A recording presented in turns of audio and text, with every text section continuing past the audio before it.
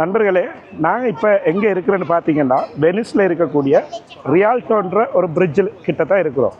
இந்த பிரிட்ஜ் வந்து ரொம்ப வேர்ல்ட் ஃபேமஸான ஒரு பிரிட்ஜ். 12ஆம் நூற்றாண்டில் இந்த பிரிட்ஜ் வந்து கட்டப்படுது.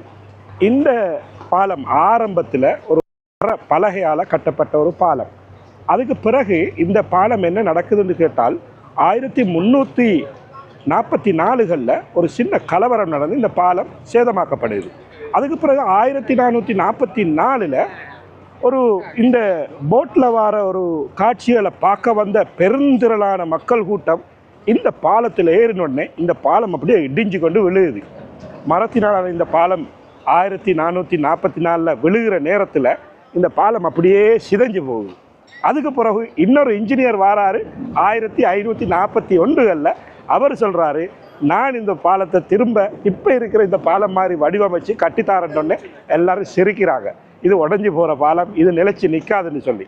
ஆனாலும் அவர் தைரியமாக இந்த பாலத்தை கட்டி இன்றைக்கு 15ஆம் நூற்றாண்டிலிருந்து இந்த நூற்றாண்டு வரைக்கும் தலை நிமிர்ந்து நிற்கிற ஒரு பாலமாகவும் லட்சக்கணக்கான பார்வையாளர்களை உல்லாச பிரயாணிகளை கவர்ந்திழுக்கிற ஒரு பாலமாகவும் இருக்கிற இந்த பாலம்தான் வெனிஸில் இந்த மிதக்கிற நகரத்துக்கு மேலே இருந்து கொண்டிருக்கக்கூடிய பாலம்.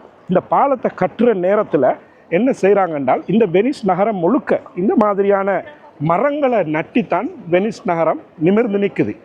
அதே போல தான் இந்த பாலத்துக்கு கீழேயும், இந்த பயில் செய்யப்பட்ட இந்த பாலத்துக்கு கீழே சுமார் 6000 மரங்கள் பலி கொடுக்கப்பட்டு தான் 6000 மரங்கள் நட்டப்பட்டு அந்த மரங்களுக்கு கீழே தான் கற்களாலேயும் கொங்கிரீட்டுகளாலேயும் உருவாக்கப்பட்ட இந்த பாலம் இன்றைக்கு தலை நிமிர்ந்து நிற்கிறத நானும் நீங்களும் பார்த்து கொண்டிருக்கிறோம்.